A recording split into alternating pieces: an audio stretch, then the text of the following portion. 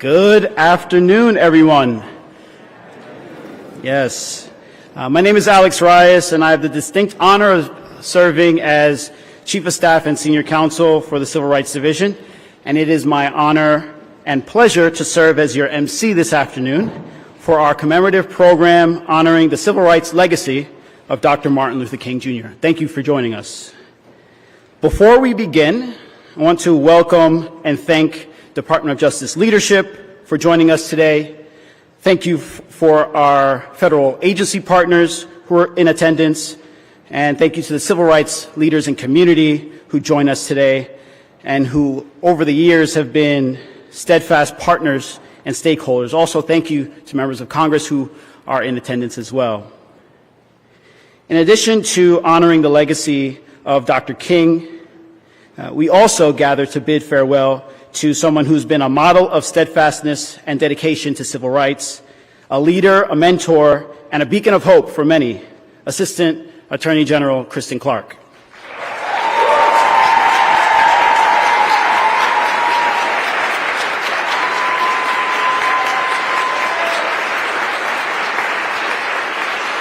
With that said, I'm excited to kick off our program of speakers and discussion, as well as a surprise. Our program will begin with welcome remarks from Principal Deputy Associate Attorney General Ben Miser. But first, I invite you to stand if you're able to join in the singing of the national anthem led by our very own Rhea Walker of the Office of the Attorney General.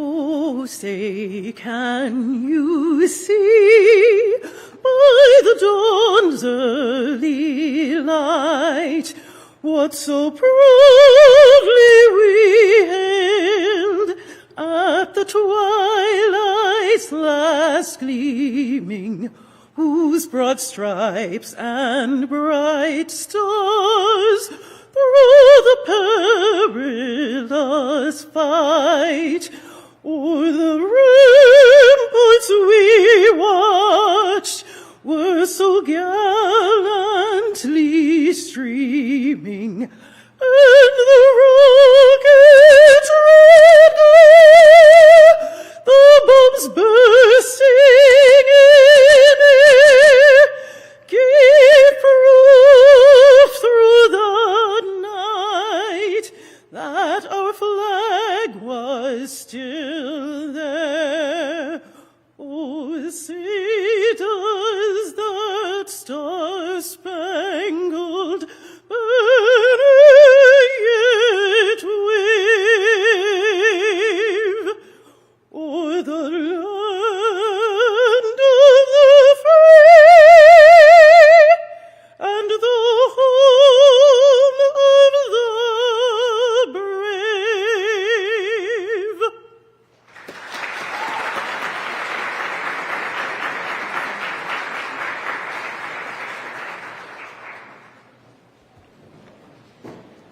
Good afternoon, everybody, and thank you, Rhea. That was beautiful. I want to welcome everyone who has joined us both from inside and outside the department. It's a phenomenal crowd, standing room only, and it's an honor to be here with you all today. In this room are committed attorneys, leaders, and advocates, people who are advancing the work necessary to achieving Dr. Martin Luther King Jr.'s vision. I've been fortunate to call many of you my colleagues for the last several years. Thank you for joining us, and thank you to the Civil Rights Division for organizing this event celebrating Dr. Martin Luther King Jr.'s legacy. As we reflect on Dr. King's vision, we acknowledge that his work and the work of his generation is far from finished. His dream did not stop at removing barriers to equality.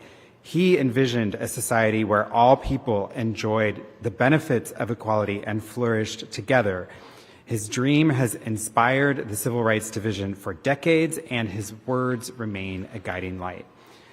That light and that legacy, which are reflected in the department's mission and commitment to defending the civil rights of everyone, has been at the heart of the Civil Rights Division's work, and they will remain so.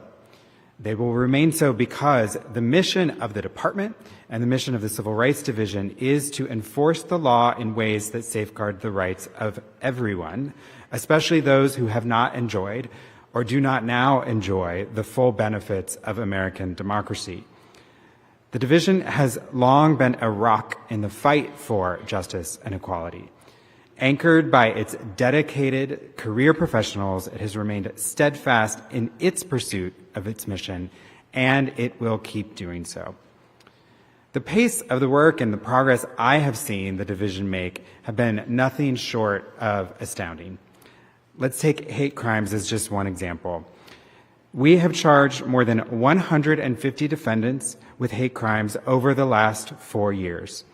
We've participated in more than 135 hate crimes cases, and we've obtained more than 125 hate crimes convictions. These charges, cases, and convictions send a message, not only to would-be criminals, but to the public at large, including to potential victims. The Justice Department will not tolerate bias-motivated violence, and offenders will be held accountable. The division's pattern or practice investigations of police departments have also sent a message. They've shown in no uncertain terms that tragedies like the deaths of Breonna Taylor, George Floyd, and Tyree Nichols cannot simply be pinned on problematic officers. These investigations have documented systemic failures and laid out clear roadmaps for reform. In police departments where consent decrees have had time to take effect, we've seen striking results. These cities see fewer uses of force, endure less violence, provide better training for officers, and safer streets for their communities. Police department culture can transform. Hate crimes prosecutions and pattern or practice investigations are just two of the many accomplishments of the Civil Rights Division. These accomplishments help move us forward into the world that Dr. King envisioned. But that world cannot and never has changed because of the work of government attorneys acting alone. So to the advocates in our midst, the grassroots leaders, organizers, educators, and activists, we need your engagement, your activism, and your vigilance. Thank you for everything you've already done, and thank you for all that you will continue to do to demand justice, shine a light on injustice, and push our nation toward the ideals that Dr. King so eloquently expressed. You have been essential partners, and I know that you will continue to stand with the department and for all Americans.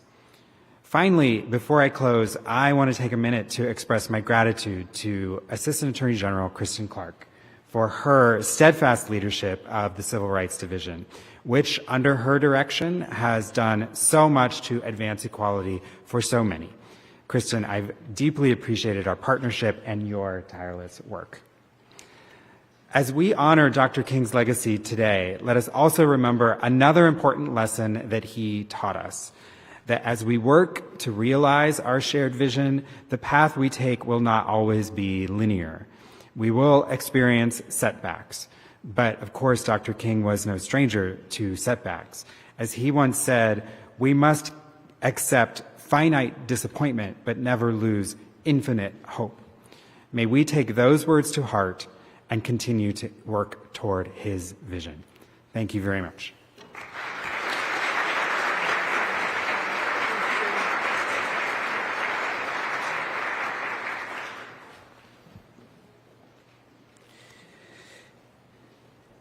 Thank you, Principal Deputy Associate Miser, for your thoughtful welcome remarks. And thank you also, Rhea, for your spirited and beautiful rendition of the national anthem. Another round of applause for them, please. And without further ado, I think I speak for everyone when I say I'm excited for today's program. Joining us next is Mark Morial, President and CEO of the National Urban League, an historic and legacy civil rights organization spanning the United States. President Morial has led the National Urban League since 2003. He's an author, an attorney, a former Louisiana state legislator, and a two-term mayor of New Orleans. Join me in welcoming President Morial.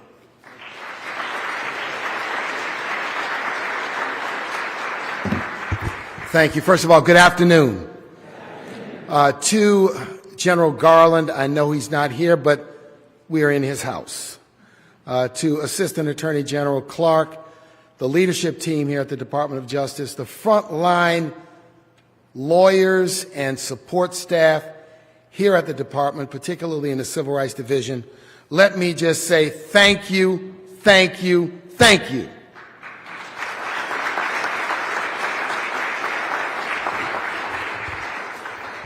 When we were little, there was a song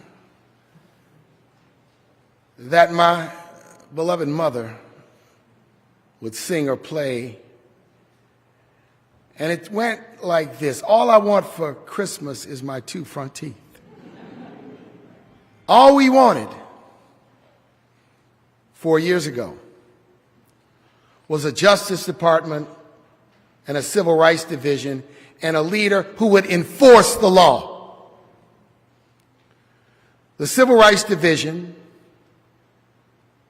birthed of the 1957 Civil Rights Act, was birthed in the crucible of incredible controversy.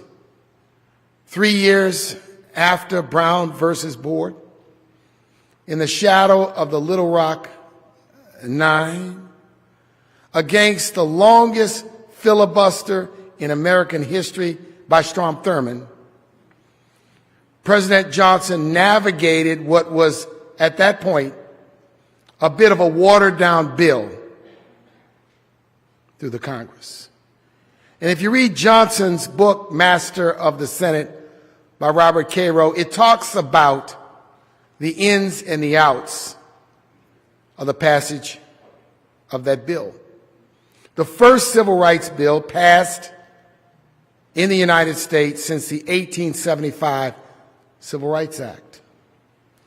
Now, the importance of that bill is it put the weight and the hand of the Department of Justice and the federal government on the enforcement of the then nascent civil rights laws in this country. Now,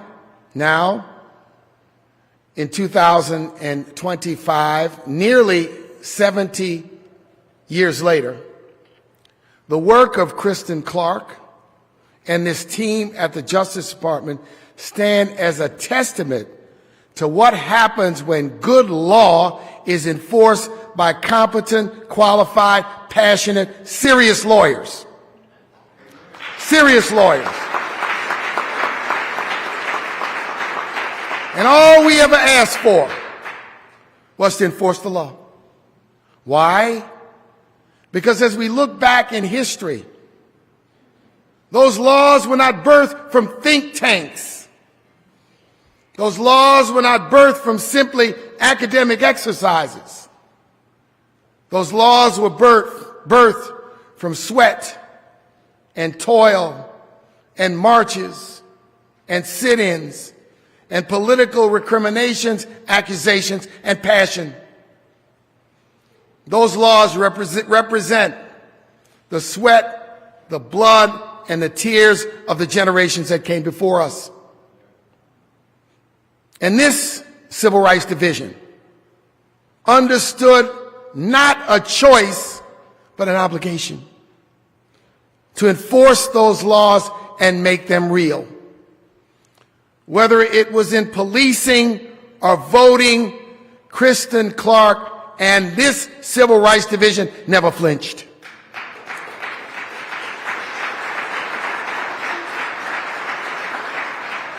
Whether it was when the winds were howling that this division should stand down, they said, no, we have an oath first to the Constitution and to what it means, and we have an obligation to our ancestors. Today, we stand at a moment when the very essence of those laws is under attack, where the very purpose of those laws is under attack. where there is a cynical movement to misinterpret under the guise of reinterpretation that even has currency among the mighty nine in the building over here. I'm here today to celebrate Kristen Clarke and to celebrate the long legacy of the Civil Rights Division, and for all of us to do the same at this moment. But to celebrate, to congratulate, is not enough.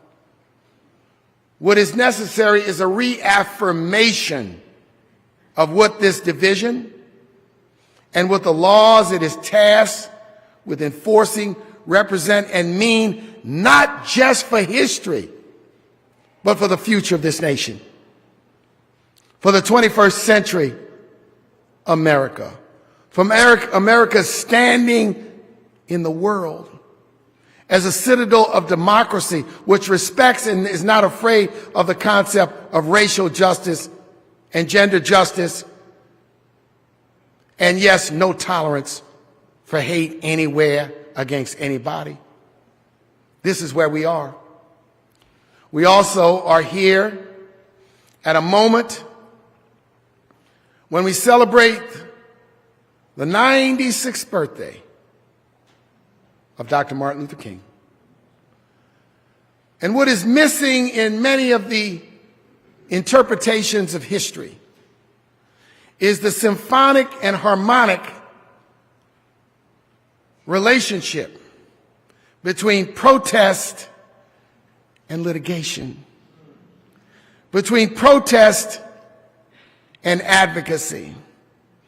The Montgomery bus boycott was an overlay of a challenge to Montgomery's ordinance by the 1955 NAACP. And it was when that three-judge court in Montgomery struck that ordinance down, and those buses got integrated, that protest ended. We need to understand that while Dr. King was protesting, he was also creating a public narrative about the righteousness and the morality of racial justice and a fair America. These things do not operate independently or separately, even if they're not coordinated. It's like rhythm. Sometimes it just matches. It's like harmony and melody of New Orleans jazz. I'm playing the sax and you playing the trumpet and you beating the drums, and somehow we're going to find that perfect beat. So I'm here today to also celebrate Martin Luther King and what he represents, not just his vision, not just his words, but his commitment as a man of action, a man who did things in furtherance of his vision. So, Kristen, I want to celebrate you. You have the indefatigable fire of Fannie Lou Hamer. You have the New York sophistication and accent of Shirley Chisholm. And you have the brilliant legal mind of Constance Baker Motley. May we celebrate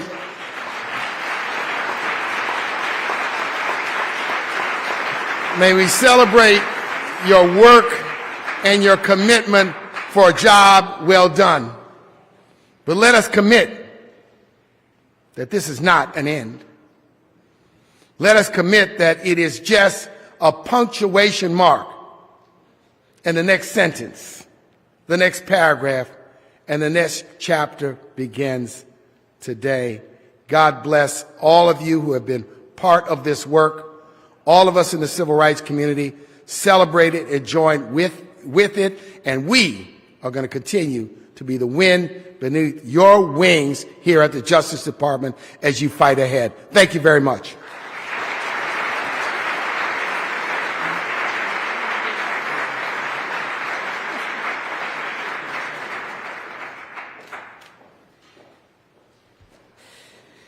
Thank you, President Morial, for your powerful words and reflections.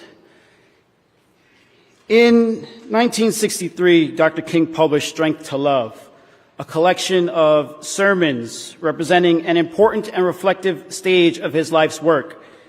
He ponders whatever affects one directly affects all indirectly.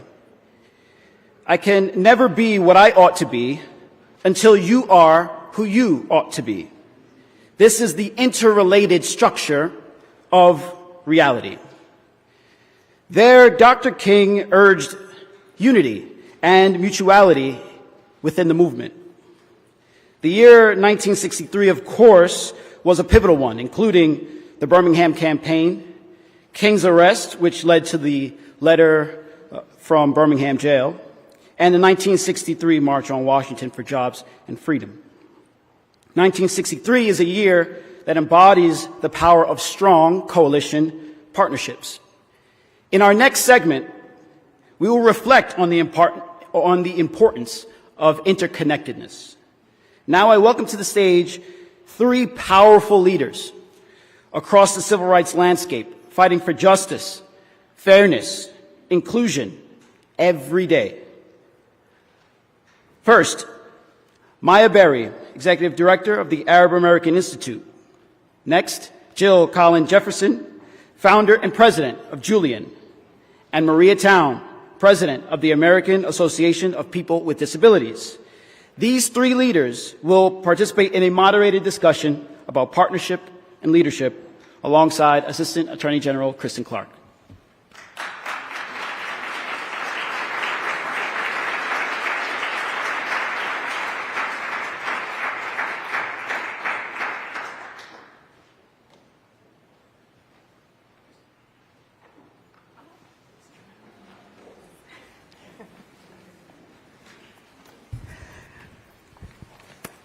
Good afternoon. Oh, it is so amazing and humbling to be here with all of you. I want to dive right into our panel discussion. As you've heard, we have three extraordinary leaders with us today who've been on the front lines of work across our nation to stand up for the rights of the Muslim and Arab American community, the rights of the victims of police violence, and the rights of people with disabilities. And I think I want to start with you, Maya Berry. Why don't you maybe share a word with our audience about some of the most pressing issues that you feel the MASA community faces today, and talk a little bit about how you've been able to partner with the Civil Rights Division to carry out this work. Well, thank you so much, Assistant Attorney Clarke. I think the first thing I would point out, both representing Arab Americans as well as the American Muslim communities, is that there are Arab Americans who've been the subject of police brutality. There are Arab Americans who are disabled. There are Arab Americans who are black. There are Arab Americans who are women. So I think one of the most important things is to give the context of how much this is a collective fight that we're in, so to speak, in terms of the challenges that we face. I think that the long-term trajectory for us has been a community that's had a challenging relationship with law enforcement in terms of our civil rights and civil liberties. We saw that prior to 9/11 and certainly post 9/11. And one of the most important things that this Justice Department did at the time was to create an opportunity for Muslim, Arab, South Asians to come together for quarterly meetings here at the Civil Rights Division. Regrettably, there was a period where that didn't happen, and under your leadership, you immediately resumed that conversation and those meetings, and it's been a critical opportunity for us to be able to raise the concerns, whether it's on basic protection of rights, including, I can't talk about voting and the importance of that, language access, the importance of the way immigration law is and is not applied to certain communities, the threat of viewing a community under a national security lens versus the importance of protecting our civil rights equally. So all of those issues come to play, and to be here with a focus on justice is, I think, how we address everybody's rights in terms of protecting them. And then let me turn next to the extraordinary Jill Jefferson, who joins us from Mississippi. Jill, you founded Julian, named after the extraordinary civil rights leader Julian Bond.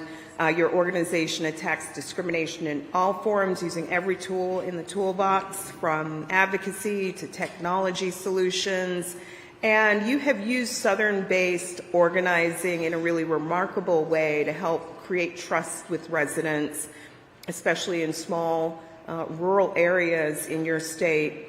I'm wondering if you can talk a little bit about how trust that was built with people led to the residents of Lexington, Mississippi, rising up and reporting instances of discriminatory policing that you faced in your community. Yes, of course, AG Clarke. So, a place to start that so many people don't know about is that there are places in America where if you are black or brown, when you reach the city limits or you reach the county limits, your constitutional rights cease to exist. These are places in the backwoods of Mississippi, Alabama, Georgia, other places across the Midwest. These are places where the media doesn't go. These are places where most nonprofits don't know about. These are places where attorneys often don't go because there's no money to be made off the people there. And so, in these places, usually the biggest gang is the police. I am from a place like that. In places like that, there is no one to rescue you. And so, and the work that we did and the way that you and I met was through one of these places called Lexington, Mississippi. In Lexington, the police abuse was so rampant that they were using fines, using the jail as a debtor's prison. One woman, she was stopped in a roadblock. They made her get out of her car, they threw her to the ground, they tased her, they broke her finger and they arrested her, all because she owed a fine to the city.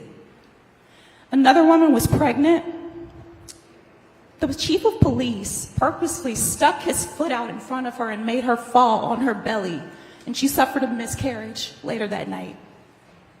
Another woman was an elderly black woman who the police broke into her house, maced her, took her to the fire station, which doubled as the police station, and hosed her down with a fire hose on full blast. If anybody remembers anything about Birmingham 1963, a fire hose on full blast can rip bark off of a tree. Imagine what it will do to human skin. So these are the stories that were coming out of Lexington, the things that we were dealing with when we came to you. And before we came to you, we tried everything. We went to state authorities. The Attorney General's office told us to call the FBI. We called the FBI over and over again, and they consistently sided with the police. And finally, I came to Washington, and you listened to us.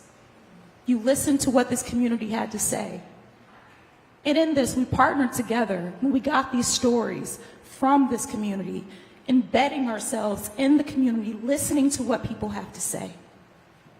In all of this work, it feels so often like you are shouting into an empty forest. But you heard us. You came and you listened. On a personal note, when I was in jail, I wrote a letter to you and the guards got it out to you. And you came, you helped, and you found this investigation, and these findings are incredible for moving forward. So I want to thank you so much for that, AG Clarke.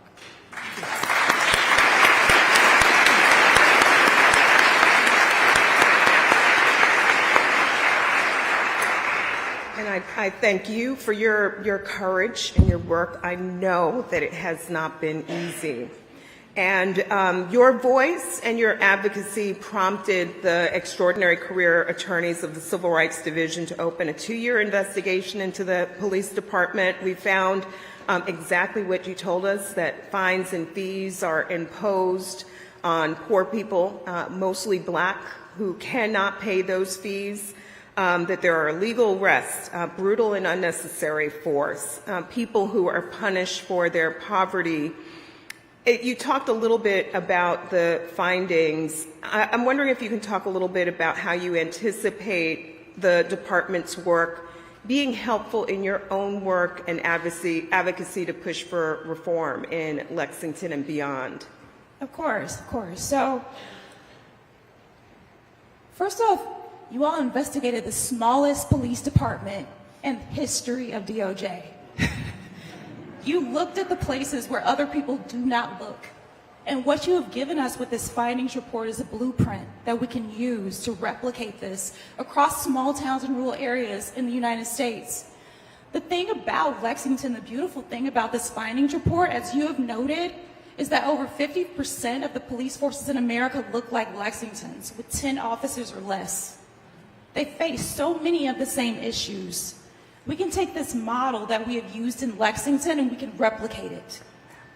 And beyond that, what I can say is that in replicating it and doing this work, the next 4 years we don't know what it's going to look like. But as John Lewis said, we cannot get lost in a sea of despair. This is a moment where it is time for a new strategic civil rights movement, not just protesting. And it's also time for a new Civil Rights Act. I would be remiss if I didn't say in all of this, especially because it's in honor of MLK and in honor of all of this, I think about John Doe and the Civil Rights Movement, how he calmed a mob after the assassination of Medgar Evers, how he marched ahead of the foot soldiers in the Selma to Montgomery March, how he prosecuted some of the most consequential hate crimes in history, and you have carried on that legacy. You have been the most consequential AAG since, and I appreciate you for that.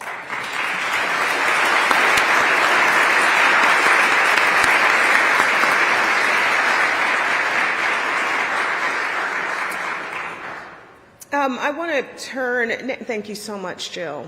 Again, thank you for the work that you do and for standing up for people in your community who deserve so much better and so much more. I want to turn now to the great Maria Town, who leads the American Association of People with Disabilities. They are on the front lines of some of the most important work happening across the country for people with disabilities. And in the last 4 years, we have been working in partnership together on many, many issues, working to breathe life into the Americans with Disabilities Act's integration mandate under the Supreme Court's Olmstead decision. We won a trial in Florida and have secured settlements around the country to address findings in those states. We've also enforced the ADA with respect to discriminatory emergency response systems that rely on law enforcement as the default response for people experiencing behavioral health crises. And you've been such an important partner in this work. I think this work has been a critical part of how we've gone about the business of trying to promote constitutional policing in this country. I want to ask you to talk a little bit about how the community views the impact of these wins and the impact of some of the work we've done in this space. Well, it is an honor to be here today to celebrate the work of this department, of this division, especially in the context of Dr. King's birthday, and to celebrate your leadership, Assistant Attorney General Clarke. You know, people with disabilities have fought for decades for the right to exist in public safely. We have fought to exist in community, and a key part of what it means to be in community is to have the ability to ask for help and have those requests be met with support and affirmation rather than with harm. So let me give you an example of what I'm talking about. In Florida, families of children with disabilities and complex medical needs, when they reached out to the state for assistance and for care for their children, the requests of these families were met with, your child is too disabled. Your child's needs are too significant. The only option that you have is to place them in a nursing home. We're talking toddlers. It should go without saying that children deserve to be raised with their families and in the communities that love them. And this department said, of course that's true. You pursued a court order that you won, and the state was required to create a transition plan to deinstitutionalize the hundreds of children that had gone into nursing homes over a number of years. And it was required to create new resources for families so they could make informed decisions about supporting their children and supporting the overall goals of their family. Now, we're talking about this in the context of kids, but honestly, the same is true for any disabled person, no matter how old they are, right? This means that older adults with disabilities also should not be forced into nursing homes or other institutions and should be able to receive the care and support they need to live at home. And it has been amazing to see the Civil Rights Division take on claims across the country to address this institutional bias and to make Olmsted real. Now, connecting this to the issue of emergency supports that you mentioned, right? So many of the deaths at the hands of police are people with disabilities. In fact, recent data showed that 50% of the people who die at the hands of police are people with disabilities. And often, police engage because they are responding to a call, not of crime or wrongdoing, but of someone who is in crisis. A family may call for support for their 15-year-old autistic son, who then, within a matter of moments, winds up dead.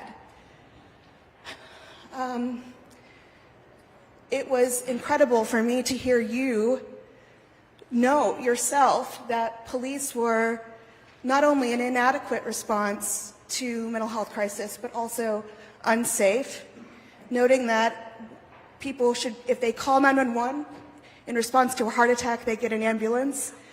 Why shouldn't the same thing be true for mental or behavioral health? Ultimately, what this trend has caused is that people with disabilities and their families who need help don't seek it because they're afraid of risking further harm. And it makes not only all of us as individuals, but also our communities less safe. The department has taken on this trend in places from DC to Minnesota, and it has been amazing to see. It has not only been transformational, but it has also been validating. You know, the Americans with Disabilities Act is 34 years old. The Olmsted decision is 25. And yet we still face these systemic barriers. We are still forced to be segregated. And what your leadership has done has affirmed that the inclusive reality that disabled people have believed in for so long is possible, and we have the tools that we need to create it with the right leaders. Thank you. Thank you.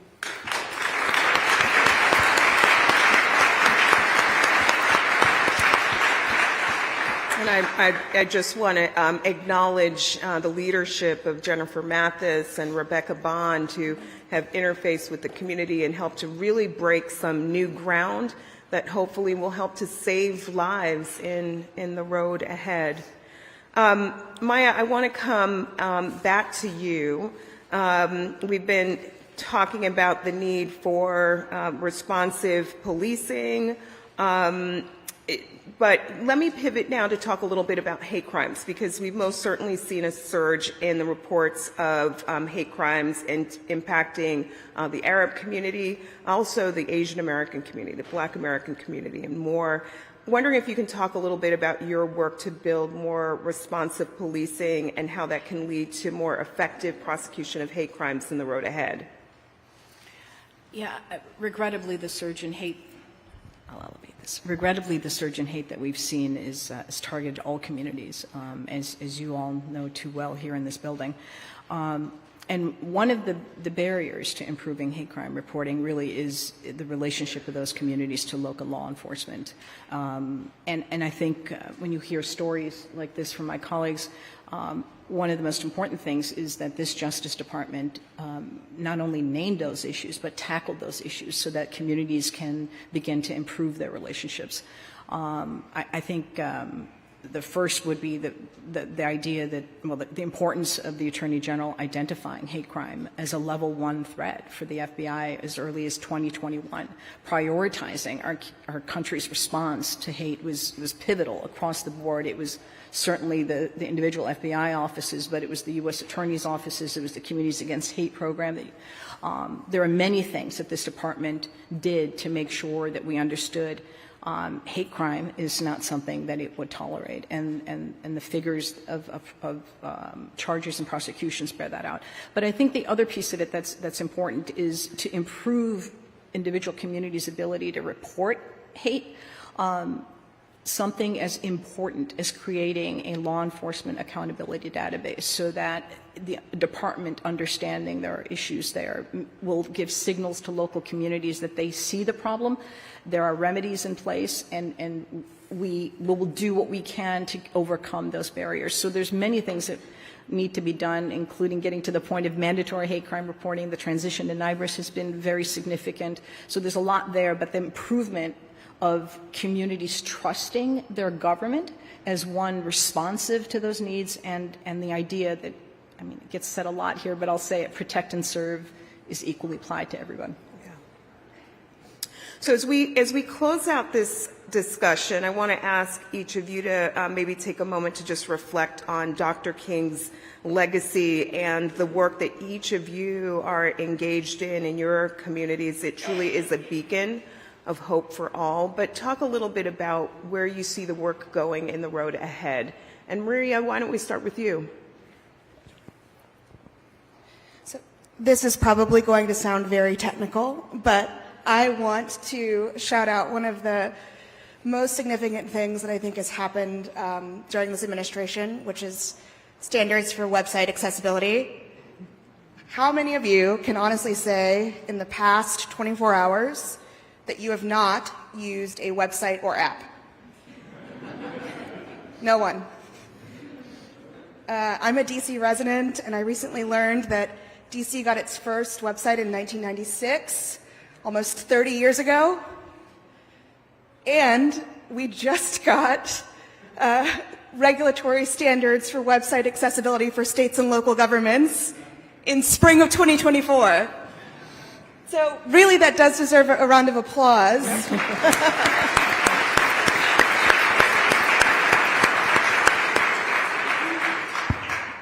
Because what this means is people with disabilities will have equal access to information about voting, emergencies. We no longer have to spend hours and hours and hours just trying to pay our bills. And it really creates a path towards what will hopefully be a Title III rule on website accessibility. So all covered entities under the ADA will have to become compliant. And technology holds such promise for disabled people, but we will never be able to fully appreciate that promise if we don't establish accessibility and inclusion standards in this sphere. Thank you. Thank you. You know, what I think is ahead, first off, I think all the leaders need to come together and strategize a new civil rights movement. We need a new Civil Rights Act. There are so many rights, so many things that are left out, so many people who are left out and forgotten. And what I also really hope is next that you have ushered in is women leading the charge in this. Because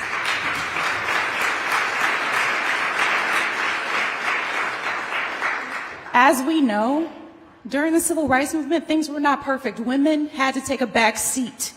Only Mahalia Jackson was allowed to even touch the podium at the March on Washington in 1963. It has always been women to lead the charge in this work, yet we are always relegated to the back. And so I thank you for seeing us, for having this panel, and I hope that the media, I hope that the nation sees this work that we are doing, because ignoring us ignores the communities, ignores the voices of so many people. And so you open the door to make that happen. So I hope that this is the next step. Yeah. Thank you, Jill.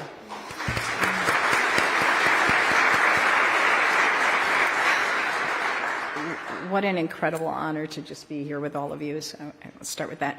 I was telling a colleague that I was being a bit too informal in my comments in this building, and I was like, check myself before I come on the stage in front of a microphone. So I'm going to try to answer what I think is an incredibly important question with care. As our country struggles with our democracy, our small d democracy, and what it means and how we move forward in our institutions, I think there's also an element here in terms of struggling with what it means to be an American and who gets to be an American, who gets to identify as an American, who is not targeted. And I think that is the challenge that certainly we are thinking a lot about right now, but I think all communities are. If you want to have a policy of mass deportations, I don't know how a colleague at your local McDonald's is not going to, find a way to target the black and brown employees of that institution. I don't know how a young student on campus advocating for what they believe is right is not going to be targeted. I don't know if we don't prioritize hate crime laws and enforcement against all communities, no matter how they identify, no matter who they are. I think that's the trepidation and the heaviness that I am certainly experiencing working in a civil rights advocacy organization at this time. And like my colleagues have echoed, it's been incredible to have a Justice Department that has prioritized our laws. That was exactly right. We have laws. We've simply asked for their enforcement and to apply them equally. The federal government does not get this work done on its own. We do it in partnership with extraordinary leaders like these three women. And, Mark Morial talked about Constance Baker Motley and Shirley Chisholm. You all proudly carry their torches forward. I thank you for all that you do to make our nation more just and more equitable. It's been such a privilege to get to work alongside you. Please join me in thanking these three extraordinary leaders. Thank you so much.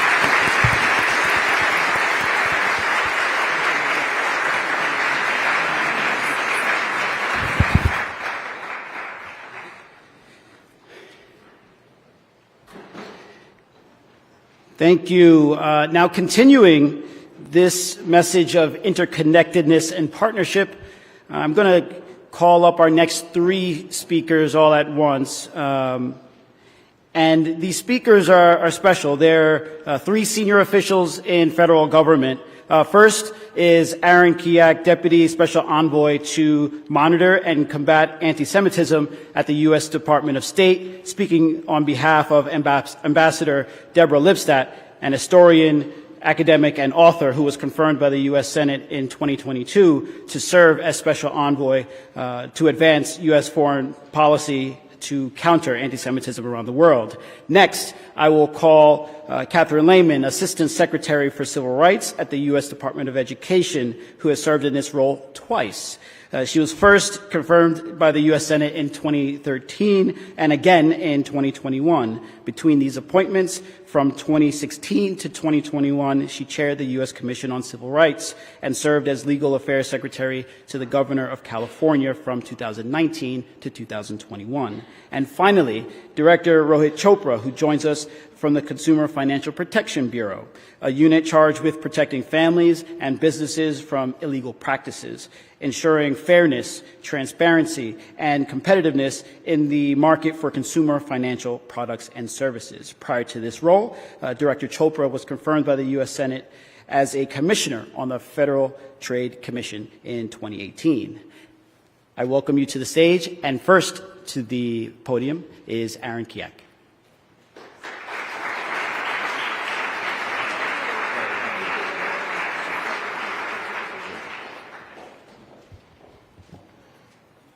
Well, first, Ambassador Lipstadt deeply regrets that she wasn't able to make it. And I do see a lot of Washington, D.C. experience in the room. But except for my fellow deputies and former deputies, it's hard to understand the unique and esteemed responsibility of filling in for a principal and being eminently disappointing. So thank you for having me here today. Dr. Martin Luther King Day reminds us of the enduring struggle for justice and equality.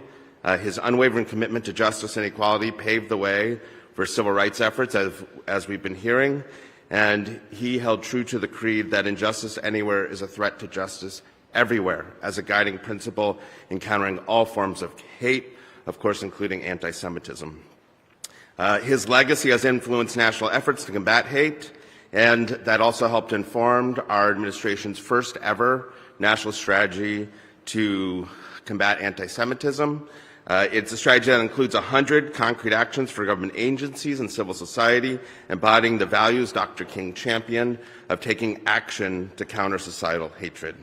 And of course, Kristen embodies Dr. King's legacy in her fight against all forms of hate. And I just want to speak briefly about her fight against this particular form of hate, anti-Semitism. So with Kristen Clarke at the helm, Civil Rights Division, and just Kristen, I just want to make sure I go through the full list, because there were some times when we were talking during our Senate confirmation where not everyone understood her full commitment. She's not just committed to it, she's a champion in the fight against anti-Semitism. And in her role, she's combated hate crimes that target people and communities because of race, ethnicity, or national origin. She's confronted acts of violence targeting Jewish communities, including convicting the men who murdered congregants of the Tree of Life at Chabad in Poway. She's prosecuted members of white supremacist groups for victimizing black and Jewish people by vandalizing properties and defacing synagogues with neo-Nazi symbols in Michigan and New Jersey. She's prosecuted online violent threats to commit mass shootings targeting Jewish people in Michigan and New York.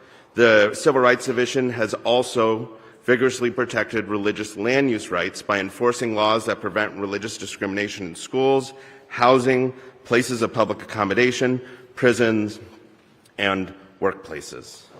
The Civil Rights Division has built trust across diverse and underserved communities, such as launching the United Against Hate Community Outreach and Engagement Program. The program has reached more than 18,000 people in all 94 U.S. Attorney offices. The division has convened stakeholder meetings for Jewish leaders, Muslim leaders, Arabs, South Asian, Sikh, and Hindu community leaders to engage directly with the Civil Rights Division and its attorneys. Also, I just want to take a point of personal privilege to give a shout out to a small group of fellow ninjas sitting right over there who fought like hell to make sure that Kristen got through her Senate confirmation process. Without that kind of work, none of this is possible. So we want to carry, you know what, actually, why don't you all stand up real quick? And then we can applaud them again. We must carry forward MLK's legacy to counter hatred and promote justice. And may God bless Kristen's work and all of our work to make the world a little less imperfect for everyone. Thank you.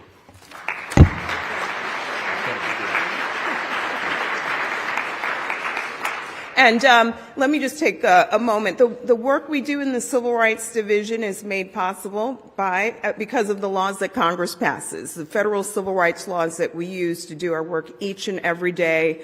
All of them pass with tremendous bipartisan support. But allow me to just take a moment to acknowledge members of Congress with us today. One of the ninjas, the great Senator Klobuchar of Minnesota.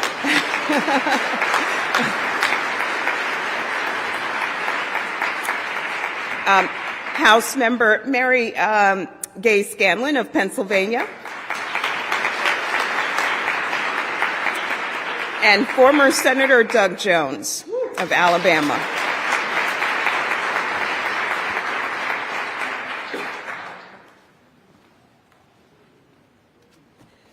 Well, it's a little tough to follow all the love for the members of Congress who have given us the laws that we celebrate, but I will try. Dr. King reminded our nation in his letter from Birmingham jail that, quote, injustice must be rooted out by strong, persistent, and determined action. This nation trusts the federal civil rights agencies to take that strong, persistent, and determined action. It has been my deep pleasure to earn that trust together with Assistant Attorney General Clarke and the Department of Justice Civil Rights Division, each of whom has answered Dr. King's call for service with expertise, with commitment, and with fortitude to meet what this time demands of us. We, together in federal service, meet the legal challenge exactly where we are, finding ways to protect racial justice as expansively as Title VI has promised, but not yet delivered for all its existence to date. From issuing joint guidance between the Department of Education's Office for Civil Rights, which I lead, and the Department of Justice Civil Rights Division regarding lawful use of race when opening doors of opportunity in selective college admissions following the Supreme Court's decision in Students for Fair Admissions, and issuing a joint resource regarding non-discrimination with respect to race and national origin in imposing discipline in schools, to the spade work of ensuring that the Title VI guarantee is the actual experience at the desktop for students in schools all over this nation, and thousands of case resolutions in recent years. It has been the joy of my professional life to work in active partnership with our colleagues at the Department of Justice to secure relief for millions of students in the nation's schools, so they learn in Congress' full promise that no person shall experience discrimination on the basis of race by recipients of federal funds. Making good on the guarantee Congress enacted at Dr. King's strong urging, so that, in his words, the Negro and his compatriots for self-respect and human dignity will not be denied.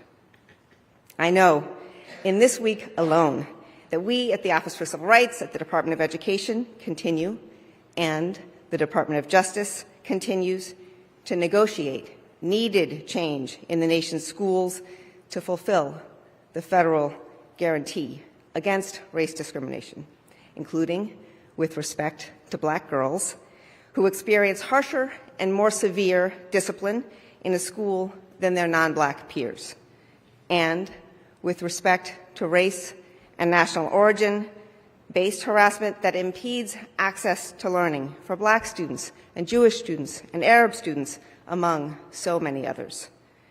The important work continues, and I thank the Department of Justice, as well as my career colleagues at the Office for Civil Rights at the Department of Education, who will remain after I leave to fulfill Dr. King's crucial legacy for racial and economic justice. Thank you.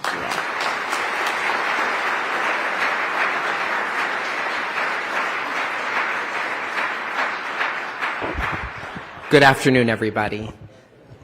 Let me ask the Assistant Attorney General to sit here. I never want to turn my back to her. So, we have been through some crises in the past 20 years, and you know, we heard earlier about the passage of the Civil Rights Act, the Fair Housing Act, and other really important laws.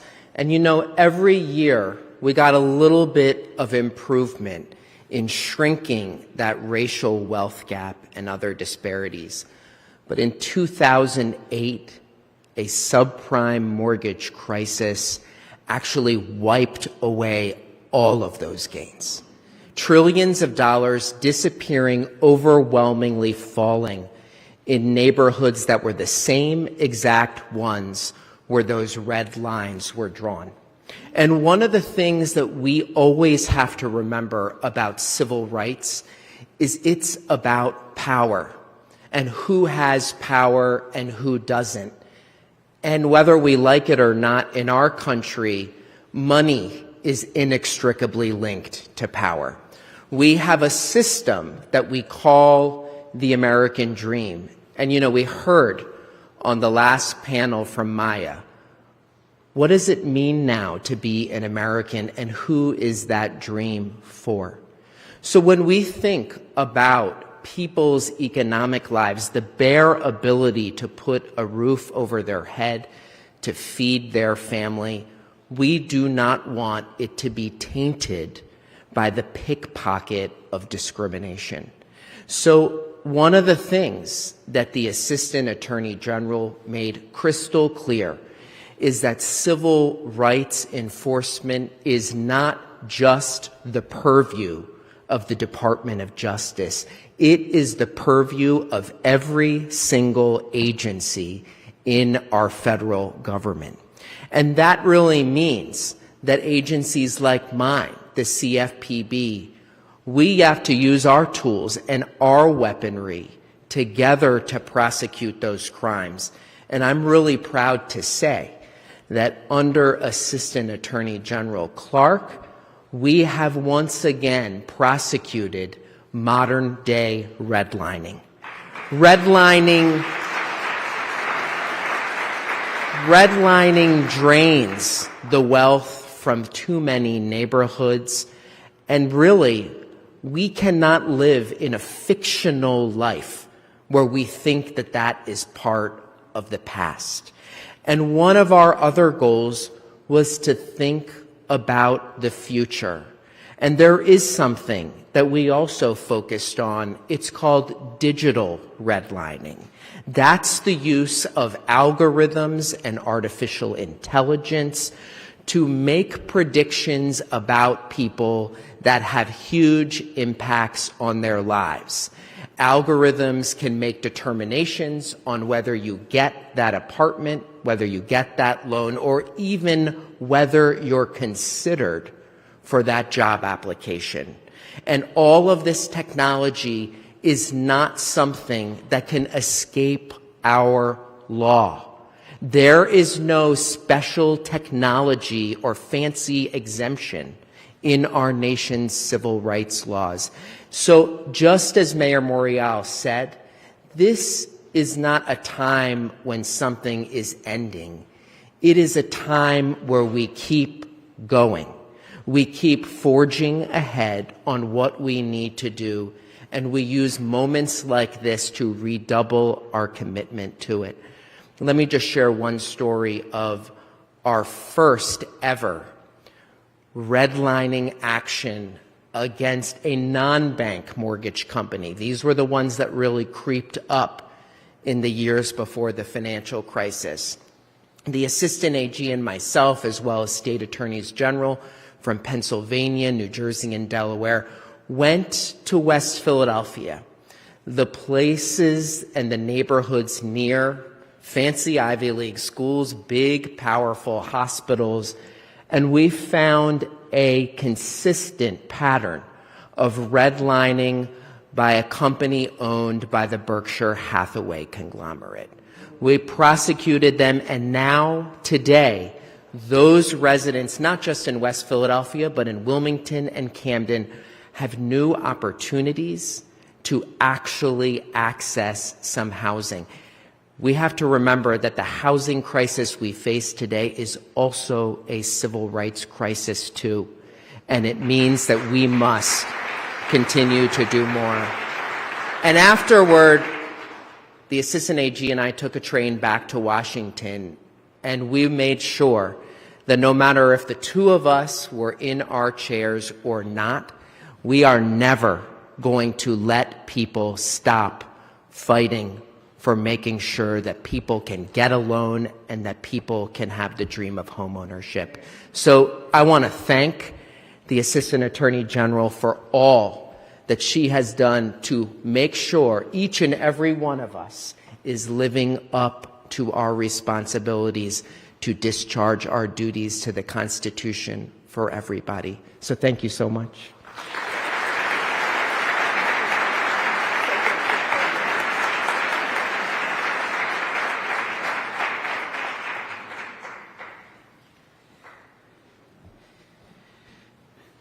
Thank you to Deputy Special Envoy Kiak, to Director Chopra, and Assistant Secretary Lehman. Next, I have a surprise for Assistant Attorney General Clarke, and this is a thank you from various partners across the civil rights community.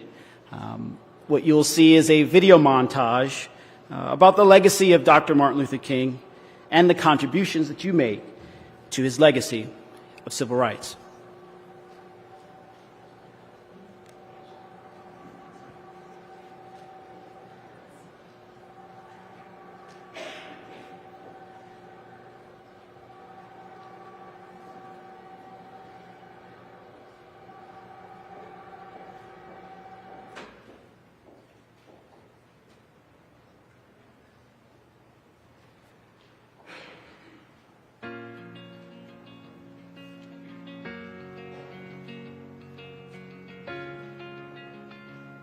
Dr. King dedicated his life to the pursuit of equal treatment under the law with the civil rights movement, and it continues today.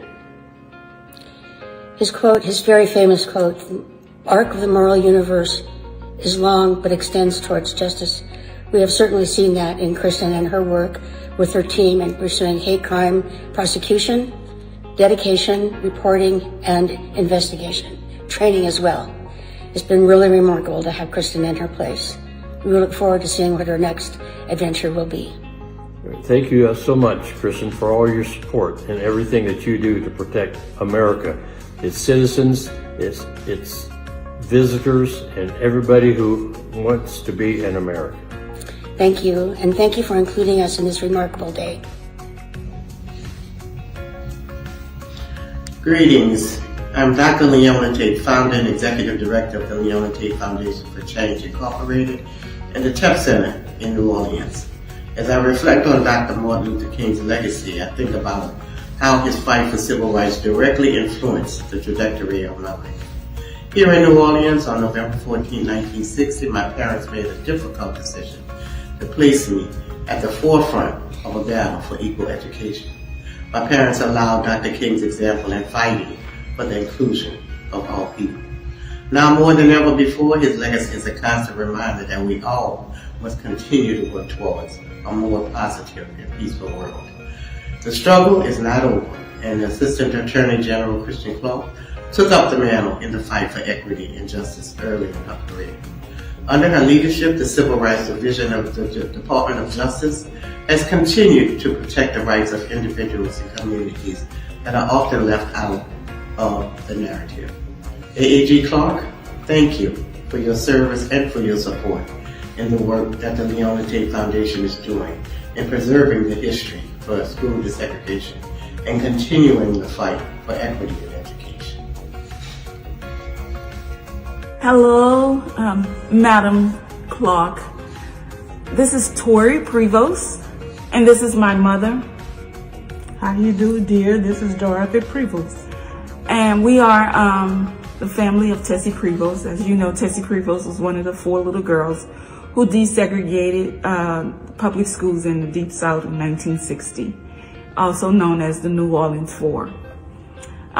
We're here to just give you a wonderful farewell. My sister didn't get a chance to meet you, but I'm sure if she would have, she was aware of your work and very proud of what you were doing. And if she was here, she would say that the sentiments would be the same as we are, to send you a wonderful farewell.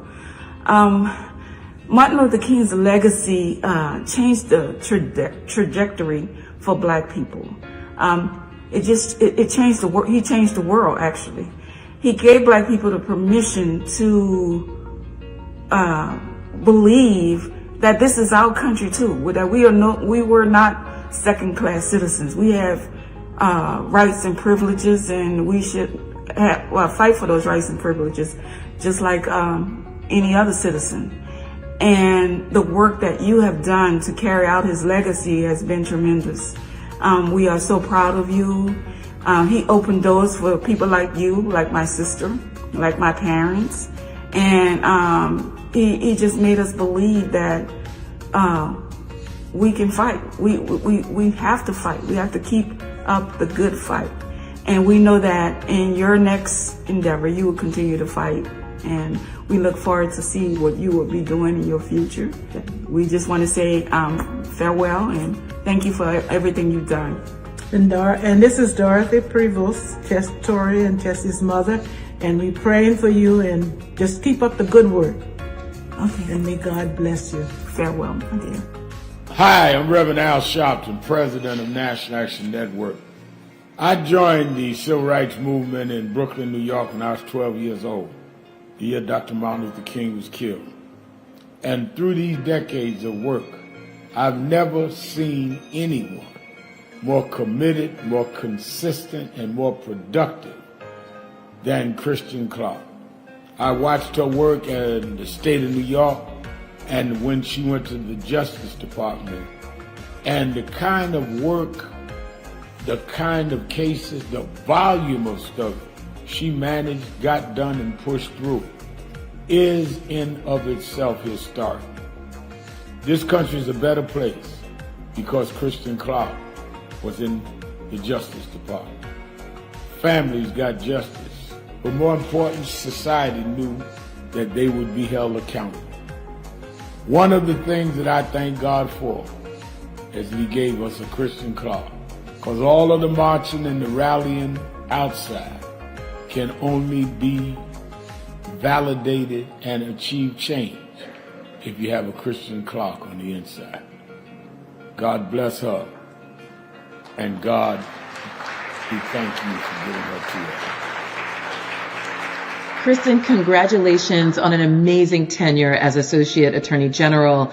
When I think about MLK and his letter from a Birmingham jail, where he said that there are laws that are neutral on their face but unjust in their application, I think of your leadership, where you have shone a light on unjust laws.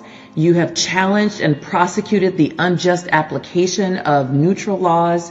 And importantly, you've used the law to secure justice for communities that are underserved and disenfranchised across the country. So on behalf of LDF, I thank you for your service and wish you all the best going forward. I'm Mark Morial, and I lead the National Urban League. And I want to say on behalf of the entire civil rights community, thank you, Kristen Clarke, for a job well done. And thank you, Civil Rights Division, for upholding the vision and the mission and the work of the Civil Rights Division. Kristen, you brought clarity, you brought competence, you brought balance, you brought professionalism back to the Civil Rights Division. And we deeply appreciate your incredible work. I ask everyone to remember, injustice anywhere is a threat to justice everywhere. And the work of civil rights is the work of justice, a founding principle of this great nation. Thank you for a job well done. What does Dr. Martin Luther King Jr.'s legacy mean to me? It means freedom. It means justice. It means fairness for all. And Assistant Attorney General Kristen Clarke has continued to live that legacy through the work she has done over these few years at the Department of Justice, fighting for voting rights, fighting for criminal justice reform, fighting for fairness for all. And we thank her for that service. Thank you, Kristen. Dr. King's legacy reminds us that liberation is a participatory endeavor. We won't get there to that mountaintop by sitting on our hands and just pointing fingers. It takes real work, rolling up your sleeves. That's exactly what my good friend, Assistant Attorney General for Civil Rights Kristen Clarke, does every day, and she has for so very long. She gets results. She works hard, not just in the halls of power, but all throughout the nation and communities nationwide. One of the most accessible leaders, one of the most effective people you'll ever meet. Thank you so much for all that you've done. The Torah teaches, tzedek tzedek tirdof, justice, justice shall you pursue. Justice is said twice to teach us that we must always pursue justice, and we must do so in a just way. This is the legacy of Reverend Dr. Martin Luther King Jr. and Assistant Attorney General Kristen Clarke. This is also your legacy. You have pursued justice with compassion, with dignity, with equity, and in collaboration. On behalf of National Council of Jewish Women and the entire Jewish community, I want to thank you for your tireless pursuit of justice for all. Mazel tov. Dr. King's life and legacy continues to have a profound impact on all of us. For me, it's been that it's rooted in justice, what he called the presence of justice. Assistant Attorney General Clarke has led with that presence of justice in mind in all of her work, whether it's another indictment of a hate crime, whether it's a consent decree for a pattern or practice investigation in a local police department, whether it's her leadership in the policy space. She has led with the idea, with the importance of securing justice for all, and I am so eternally grateful for her leadership. Dr. King said that he wanted his legacy to be that he loved and served humanity, and that he was a drum major for justice. And when I think about those words, Kristen, I certainly think about you. I'm humbled on behalf of the National Fair Housing Alliance and our 200 members throughout the nation to be able to thank you for your hard work, your dedication, and steadfast commitment to enforcing our nation's civil rights laws. Thank you. The legacy of Martin Luther King to me is his profound quote that is somewhat of a North Star for me when he says that the ultimate measure of a man is not where he stands at in times of comfort and convenience, but where he stands at in times of challenge and controversy. We're in some challenging times, my sisters and brothers, and thank God that General Kristen Clarke and the Civil Rights Division of the Department of Justice always stood on the right side of history. Thank you on behalf of George Floyd's family. Thank you on behalf of Breonna Taylor's family. Thank you on behalf of Ahmaud Arbery's family. Thank you on behalf of Tyree Nichols' family and so many other families that you gave a voice to while you were given this awesome power as the Civil Rights Division in the Department of Justice. History will remember you fondly, Kristen Clarke, and all of your team.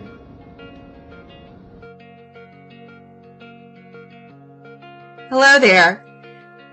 When I think about Martin Luther King Jr.'s civil rights legacy, the first thing I think of is the beloved community, a vision where everyone can share in the wealth of our nation and of our world, and a vision where all forms of discrimination are replaced with inclusion.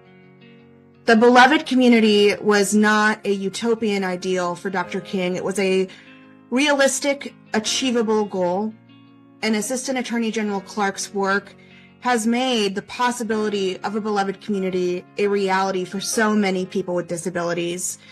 With her leadership, the Department of Justice's Civil Rights Division has taken aggressive action in ensuring people with disabilities can live safely in our homes and in our communities and not in institutions.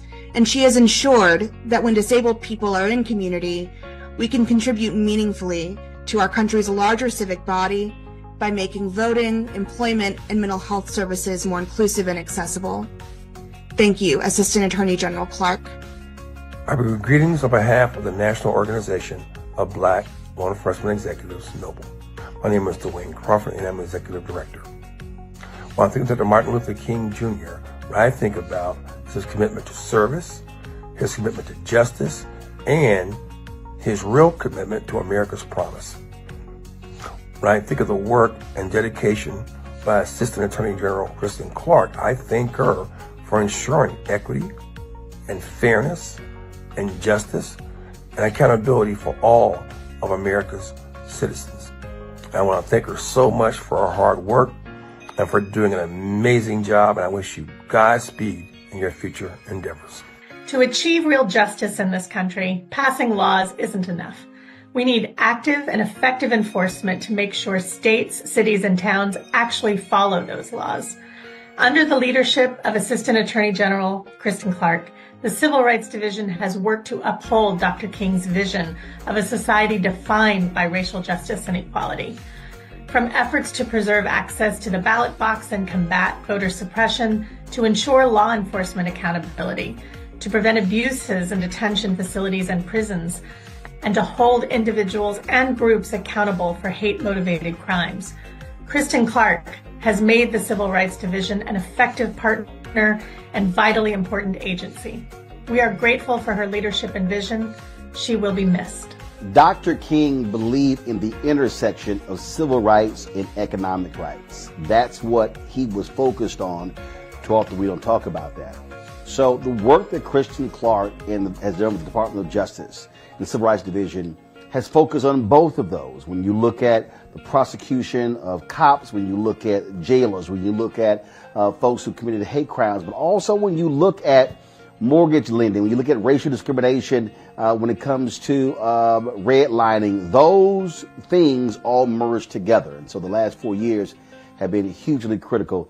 So congratulations to Kristen Clarke and her team for an amazing work, and I dare say the most effective Department of Justice Civil Rights Division since the days of Robert F. Kennedy.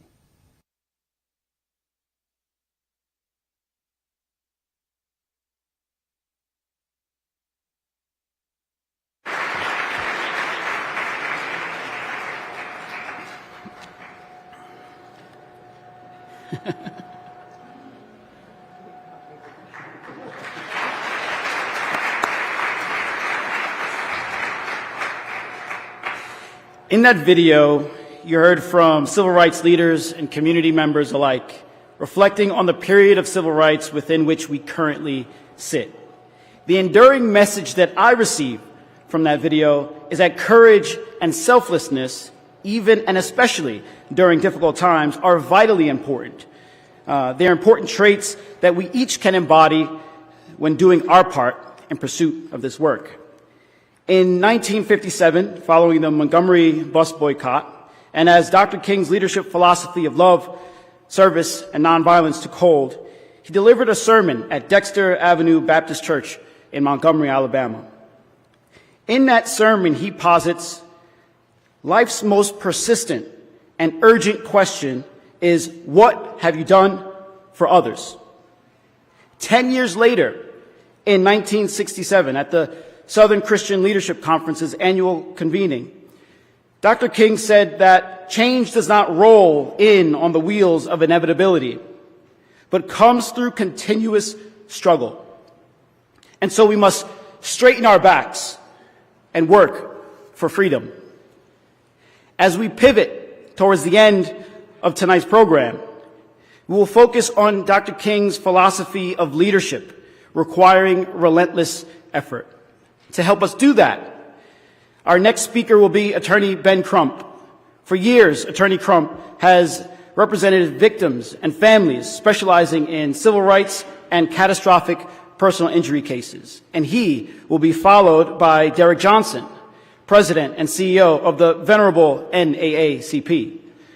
President Johnson, who is an attorney, guest lecturer at Harvard Law School, and an adjunct professor at Tougaloo College, has served as president since 2017, leading the organization's fight to lift systemic racial barriers to ensure public policy rooted in equity. First, Attorney Crump.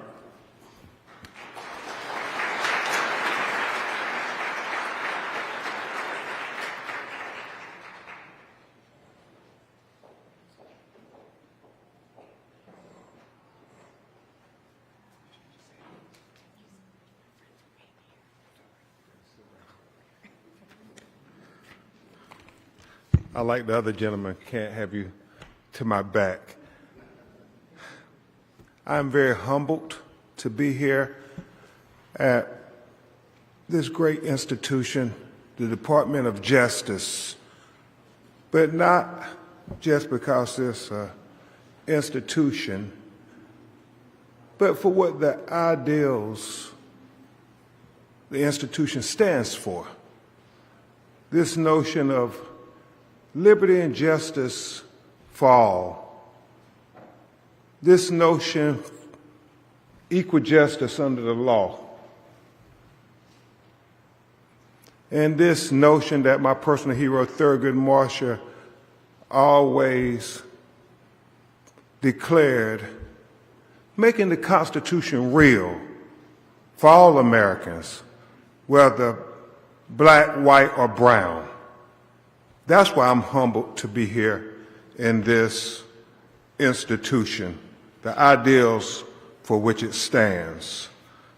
I'm also humbled because we're on the eve of Dr. King's birthday, where we remember the greatest characters of our nation, of our society, of our community, but most importantly, of humanity. And I am humbled to give flowers to my dear friend and sister, AAG Kristen Clarke.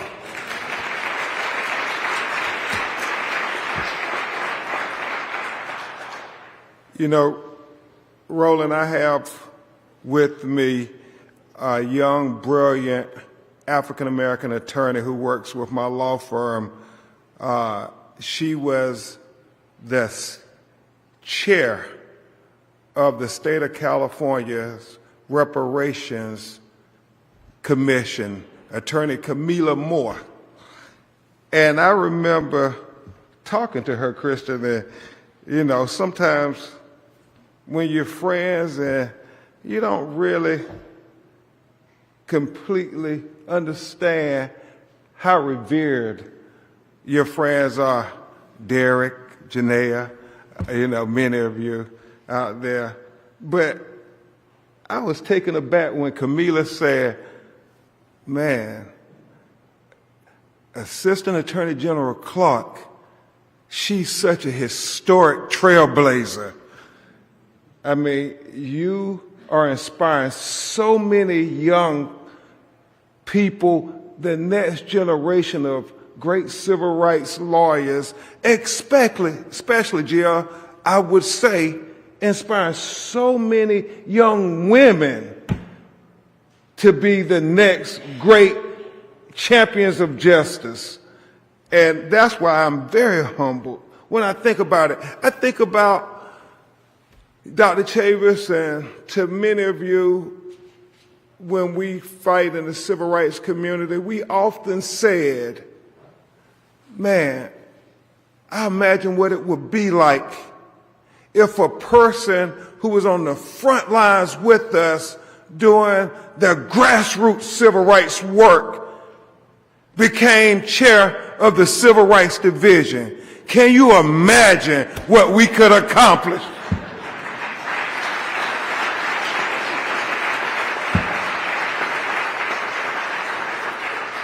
Could you just imagine what we could accomplish? And my God, you've accomplished so much in these mere 4 years. AAG Clarke, I think about Dr. King oftentimes when we talk about the law and how we use this instrument. I believe that we should always use it for an instrument of good, but there are many who believe it should be used as a weapon of oppression. Dr. King said in his letter from the Birmingham jail, which I believe is one of the most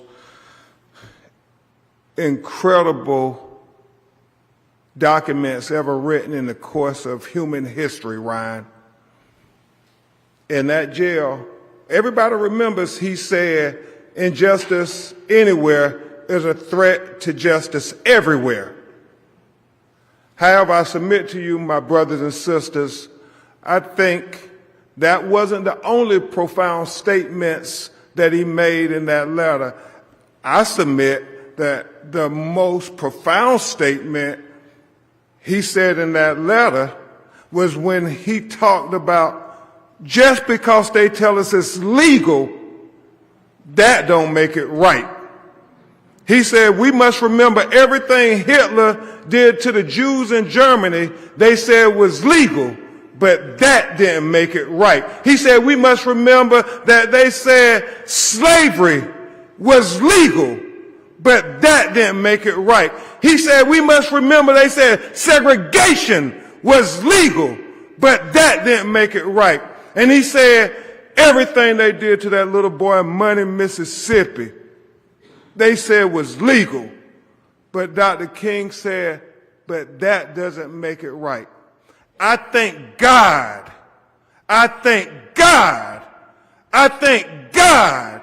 that when the local officials said what they did to George Floyd was legal, that Kristen Clarke and the Civil Rights Division said that don't make it right.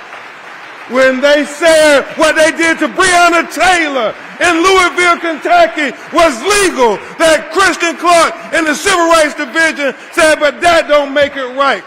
What they did to Ahmaud Arbery when they lynched him in Brunswick, Georgia, and they said that was legal, that Kristen Clarke and the Civil Rights Division said that didn't make it right. And when they beat Tyree Nichols to death,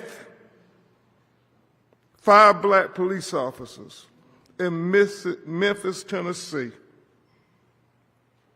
and they tried to say that it was legal, that Kristen Clarke and the Civil Rights Division said, but that doesn't make it right. And now Sonia Massey, Springfield, Illinois. Roland, I know you showed the video on your show many times. Derek, I know that's where NAACP first started after the race riots.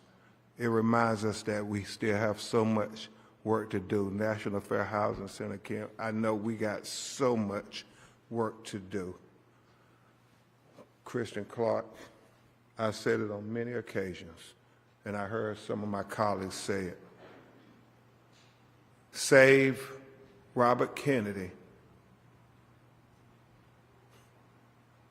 and what they did back in the 60s with Dr. King and Congressman Lewis and Fannie Lou Hamer and others. I cannot think of a Justice Department and Civil Rights Division that has done more to make the Constitution real for all Americans.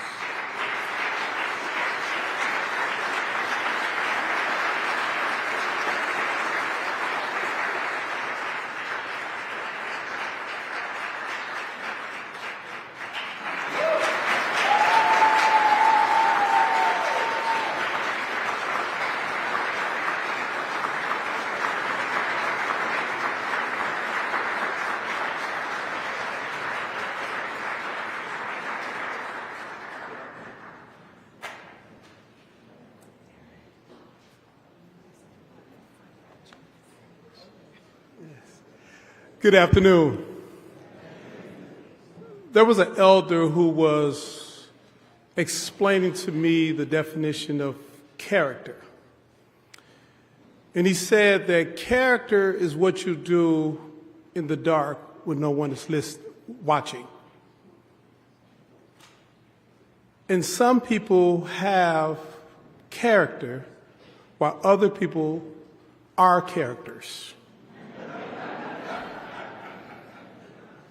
I know now I can go back to that elder and give an example of someone who has character, and that is Kristen Clarke. Someone who truly in the dark, because I don't think she's asleep. Because if you're like me, you receive notices from this office all the time, 24 hours. Which is a beautiful thing because for individuals like Janae or Damon, they can do the other part of the civil rights work and not have to act as if there was a civil rights division and advocating for the work that needs to get done because we had a civil rights lawyer sitting in the seat doing the work with character.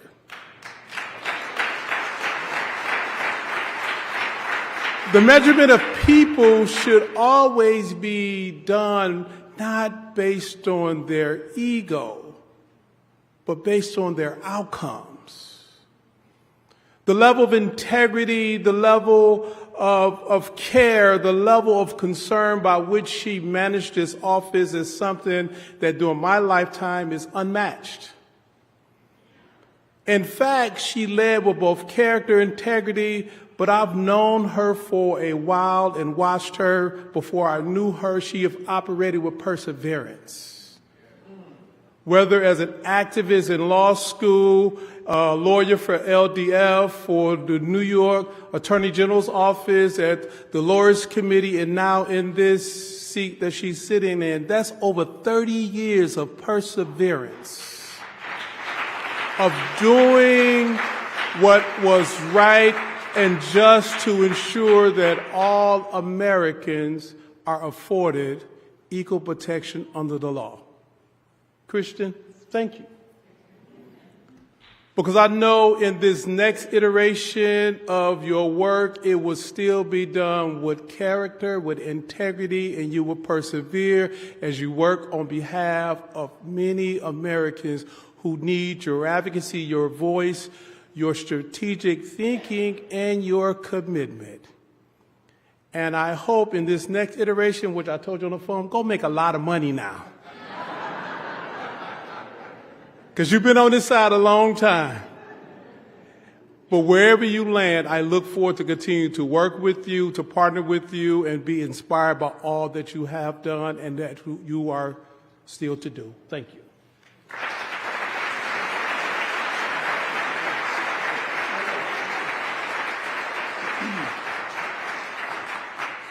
Thank you again to Attorney Crump and President Johnson. And now we move to our featured speaker of the afternoon, Assistant Attorney General Kristen Clarke. In 2021, Kristen Clarke was confirmed by the U.S. Senate to become the Assistant Attorney General for the Civil Rights Division at the U.S. Department of Justice, where she has steadfastly led this division to protect civil rights for all people in this country. On her confirmation day, she made history as the first black woman to take the helm and lead federal civil rights enforcement. The daughter of Jamaican immigrants from Brooklyn, New York, she has carried the torch to light the way as a lifelong civil rights attorney, starting her career right here in the Civil Rights Division, the very office she now leads. She previously led the Lawyers Committee for Civil Rights Under Law as its executive director, and before that, led the Civil Rights Bureau at the New York State Attorney General's office. Before I pass the microphone to her, I want to take a point of personal privilege. Serving as her Chief of Staff and Senior Counsel, I have witnessed the care and concern for community that she brings to this work every day, day in and day out. Her desire to do absolutely everything she can is what I will remember most about working with her. Late night text messages or phone calls included. I believe her work ethic can be captured by a portion of Dr. King's 1960 speech at Spelman College. If you can't fly, then run. If you can't run, then walk. If you can't walk, then crawl. But do whatever you can do. You have to keep moving forward. This is a message about the enduring hope through struggle during uncertain times.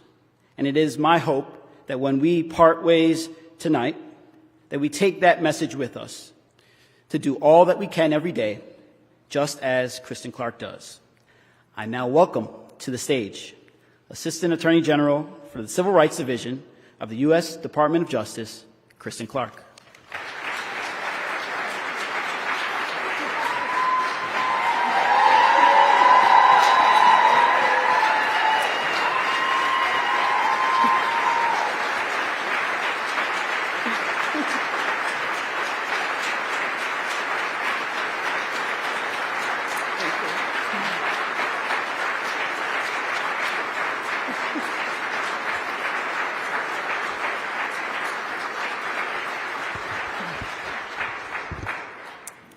Thank you. Thank you so very much. I'm so moved by this program. I'm going to try and keep it together here as we close things out.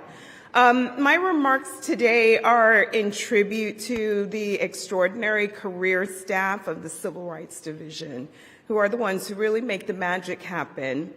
I want to ask all of the current and former members of the Civil Rights Division, and I see that there are many here, to please stand and be recognized.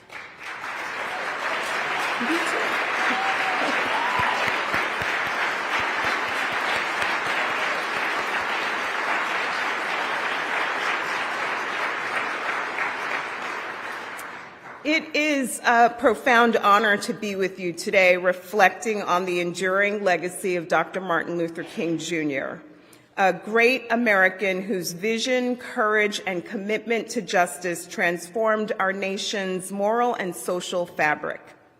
As we close today's tribute to his life and monumental contributions he made, we also celebrate our own hard work to advance his dream.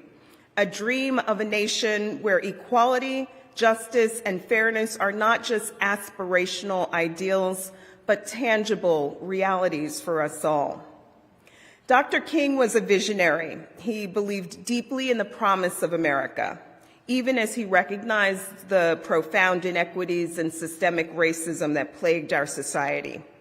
He fought tirelessly for civil rights, practiced nonviolent resistance, and embraced the inherent dignity of every human being.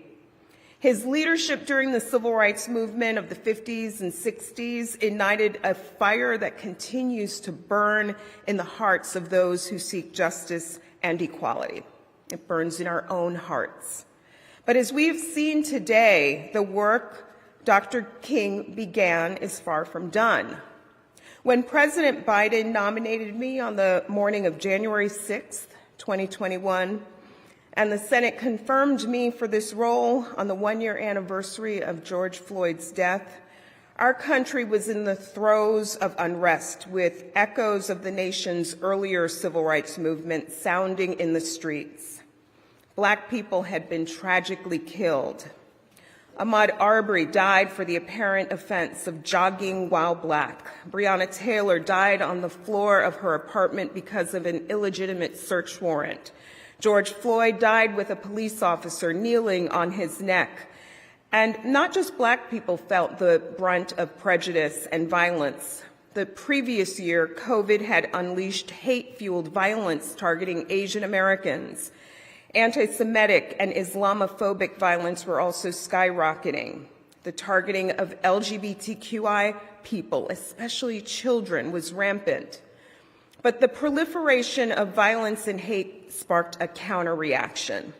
Protesters of all stripes mounted more than 10,000 demonstrations. Yellow paint on the streets reminded people that Black lives matter. Activists toppled Confederate statues. Mississippi removed the Confederate symbol from its flag. Corporations, states, and localities designated Juneteenth a holiday. Washington's football team shed its racist name and logo. And in a seemingly small move that actually matters, publications began to capitalize Black when using it to describe people. This change acknowledged the shared history, identity, and community among people who identify as Black. It seemed to suggest understanding by institutions that previously privileged an archaic style over a minor edit that cost nothing. It hinted at respect and a willingness to confront a collective history of racism and injustice. All welcome, overdue, and symbolic steps, but none of them enough to fully realize Dr. King's dream. I stepped into this role with great pride to return to the place where I started my career as a baby lawyer in 2000, but also with a sense of the urgency of the moment. At the Civil Rights Division, we have long enforced federal laws that protect people from discrimination based on race, national origin, sex, disability, religion, and military status. For 67 years, our explicit mission has been to give force and meaning to the law, to elevate them beyond mere words on paper, to integrate them into the reality of everyday life for all Americans, regardless of their background, zip code, or circumstance. We've sought to redeem the promise of the Civil Rights Act of 1964, the Voting Rights Act of 1965, the Fair Housing Act of 1968, and more. As we reflect on Dr. King's legacy, I want to talk about how the Civil Rights Division has fulfilled this mission in the last 4 years. Under the leadership of President Joe Biden and Attorney General Merrick Garland, we have revitalized and empowered the division. We have expanded the scope of our action to address both overt and covert barriers to civil rights. We have made progress that will be difficult to reverse and changes that are more than symbolic, more than gestures. George Floyd's tragic killing ignited not just a wave of protest, but a renewed national conversation about policing in the criminal justice system. Dr. King had earnestly hoped for such dialogue, but to see the persistence of police misconduct today would have left him heartsick. Dr. King peacefully submitted to arrest, a fact that critics of the Black Lives Matter movement might have invoked as evidence that he was not critical of law enforcement, but King was critical. In his 1963 at the March on Washington, he said, "We can never be satisfied as long as Black Americans are victim of the unspeakable horrors of police brutality." This is as true today as when he spoke those words, as true for white and brown victims as for Black ones, as true in the North as it is in the South. In case after case, the division has prosecuted police officers and officials in our jails and prisons who thought it was acceptable to brutalize people, disproportionately people of color who didn't show the right level of respect, who did not comply with police orders quickly enough, or who ran away in fear. Through our prosecutions, we have shown that such impunity by law enforcement is not acceptable, that the job of police is to enforce the law and ensure public safety, not to adjudicate guilt and mete out punishment that could lead to loss of life. We've also worked collaboratively with local law enforcement agencies to implement reforms.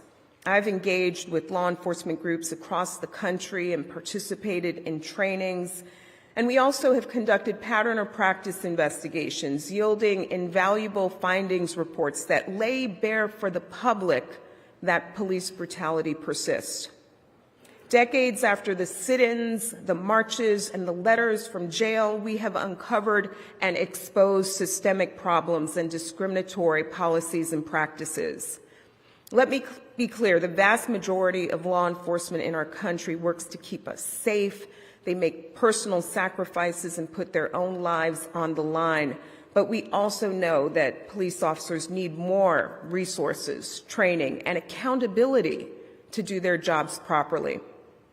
Since 2021, we've negotiated and implemented consent decrees with cities such as Louisville and Minneapolis, where city leaders and police departments all agree on and stand with us in the pursuit of reform. Our decrees address issues such as excessive use of force, biased policing, and the failure to protect people's civil rights. Our work has also yielded powerful success stories in places such as Seattle, Albuquerque, Newark, and Baltimore, where we have worked hard to make real the goals of existing consent decrees, where policing has improved, violent crime has declined, and constitutional policing policies are becoming rooted in the culture of the communities and their police departments. Our decrees require independent monitors and provide accountability both within police departments and with the community, creating long-lasting change that aligns with Dr. King's vision of a just society. And we've been dynamic in our approach to this work, using other tools like the Americans with Disabilities Act to address the full range of complex issues that we face. Dr. King regarded the right to vote as paramount. He understood that the ballot made public officials accountable, that it made them responsive, that it made them listen to the voices of marginalized communities. So long as I do not firmly and irrevocably possess the right to vote, I do not possess myself.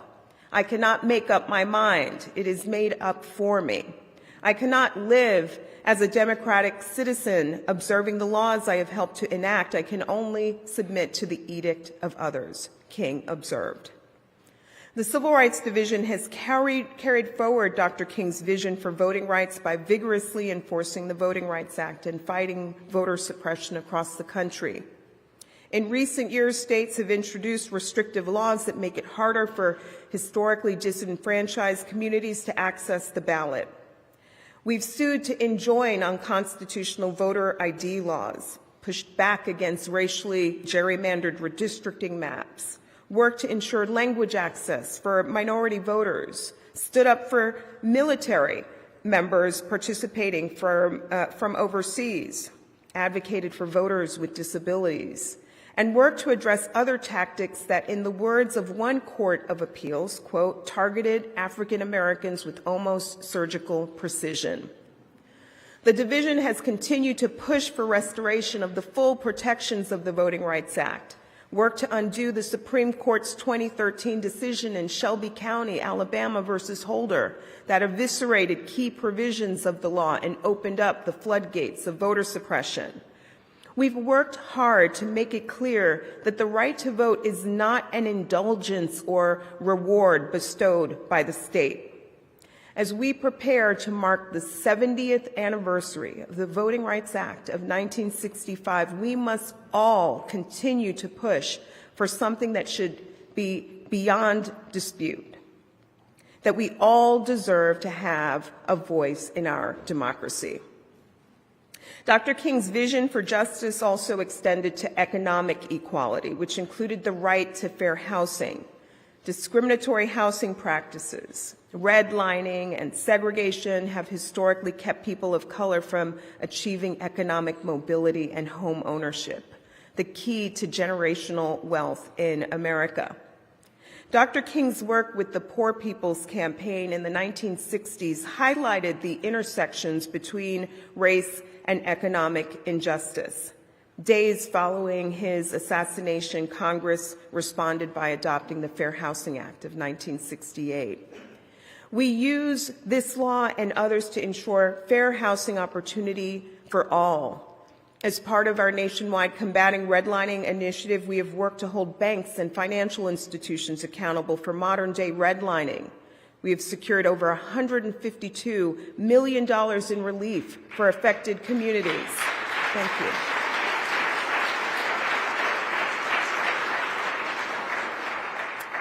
The number that leverages more than $1 billion in investment. And we have sent a clear message that everyone in our country deserves access to the American dream. And the work that defined the latter days of Dr. King's advocacy right before his assassination was not in vain.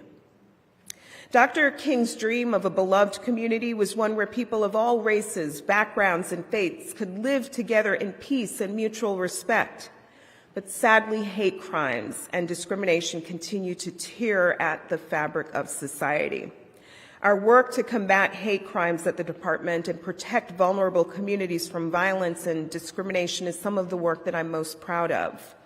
Since 2021, we have charged more than 150 defendants in more than 135 cases, achieving more than 125 convictions in that time frame.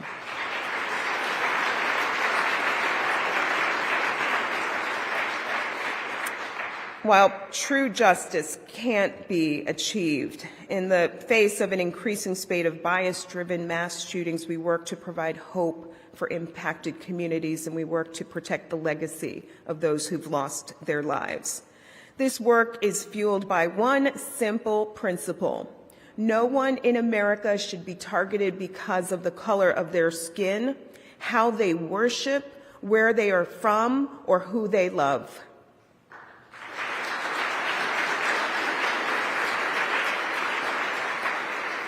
This commitment aligns with Dr. King's belief in the importance of empathy, compassion, and a common responsibility for one another's well-being. This is just a small segment of our work these last 4 years, but the division has issued, or will soon be issuing, a 4-year report outlining many more accomplishments that I encourage you to read. As with all of our work, I believe deeply in centering the lived experiences of victims of discrimination and survivors of violence. We do our very best work when we are on the ground and in community, gaining a firsthand perspective on the crisis, tragedy, or problem at hand. For the last 4 years, we have traveled across the country, hearing from, standing with, and listening to communities. From the Latino community still grieving in El Paso, Texas, from a xenophobic-fueled mass shooting that resulted in the deaths of 23 Latinos, to Tallulah, Louisiana, one of the poorest regions of the country, to Little Rock, Arkansas, where residents violently resisted the mandate of Brown versus Board of Education. We have traveled across this great nation to ensure that marginalized communities are seen and heard. The tears of grieving mothers who have lost their sons and daughters to police violence, the scars borne by the survivors of the Tree of Life massacre in Pittsburgh, the Tops supermarket shooting in Buffalo, and the Club Q shooting in Colorado Springs have demanded that we do our very best work to tirelessly fight for justice and to do so with empathy and understanding. The angst of communities where justice has been denied for far too long has moved us to be bold and innovative in how we promote healing in communities. In places like in Tulsa, Oklahoma, where survivors and descendants are still reeling from the 1921 race massacre that killed hundreds of Black people and destroyed a thriving Black community. I held the hands of descendants of this tragedy this past Saturday. 103 years following this horrific chapter of American history, the community is still grieving. While no perpetrator is alive to be prosecuted today, we hope that the department's report issued this past Friday, the very first time that the federal government has provided a full account of this atrocity, will help with truth and reconciliation efforts, ensure that the nation never forgets this dark chapter of our history, and supports continued efforts to seek justice in the road ahead.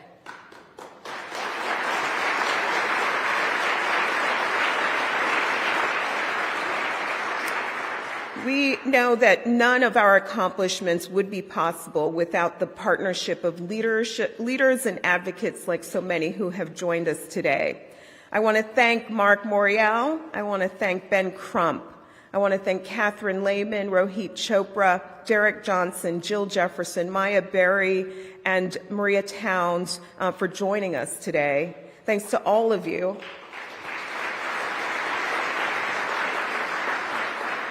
For being such important partners and allies in this work to make our nation more just and whole. I thank all of the U.S. attorneys who have served with distinction over these past few years. I thank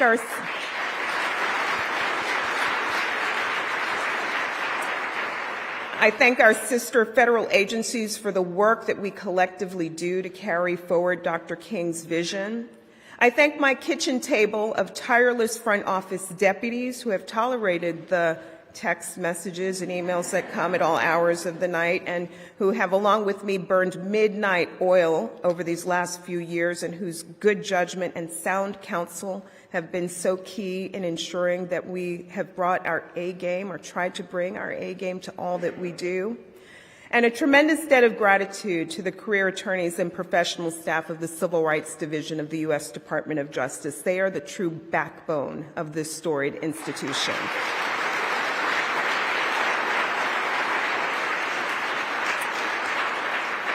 It's been such an honor to lead this extraordinary team, and I stand here in awe of your dedication, your talents, and your commitment to ensuring the rule of law. I know that you will preserve and protect the accomplishments and advancements of the last 4 years, as well as those that came before. You will hold Dr. King's true North Star as your own, using it to guide you toward greater progress and toward true equality in the road ahead. While challenges may lie ahead, we end 2024 in a better place than we started in 2021. As King noted, we must accept finite disappointment, but never lose infinite hope. So let us today be hopeful, ready to continue the quest for justice in the road ahead. Before I close, though, I want to say thank you to my family. I want to thank my son, Miles.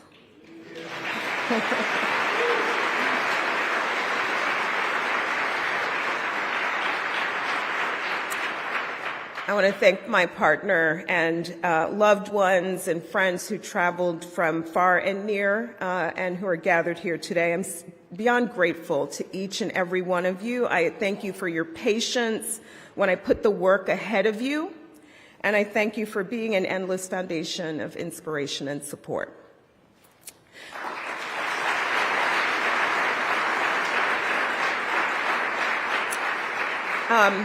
I stand here, the proud daughter of Jamaican immigrants, reared in a public housing complex in Brooklyn, New York, motivated to do this work knowing what it's like to experience poverty and racism and disadvantage. Grateful for the rich opportunities that I was exposed to, and hell-bent on using those opportunities to be of service to those in need and who recognize the basic humanity of every person in this country. How grateful I am to my family and to all of you for making this opportunity to serve possible. Let's leave here today with Dr. King's message in our hearts. King reminds us that every step toward the goal of justice requires sacrifice, suffering, and struggle. The tireless exertion and passionate concern of dedicated individuals. I consider myself blessed and fortunate to have worked with the dedicated individuals at the Department of Justice and in the civil rights movement. I know that your tireless exertions and passionate concern will carry us forward in the road ahead. Thank you for commemorating with us today.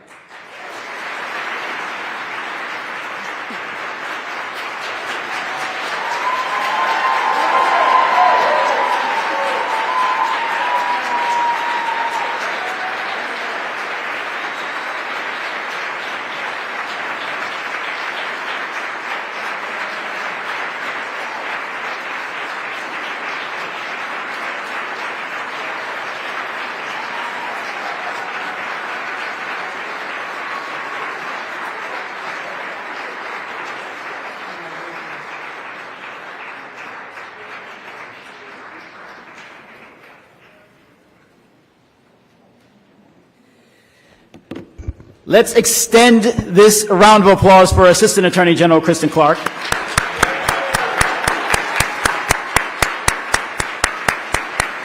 And as her family comes to the stage, I hope we have lots to reflect on. So thank you again to the speakers and the panelists and all of you for joining us on what is an extended program, but a heartfelt program nonetheless. We are having a reception in this very room, and we have a special guest for you. So please stick around, mix and mingle as we now officially close. Thank you.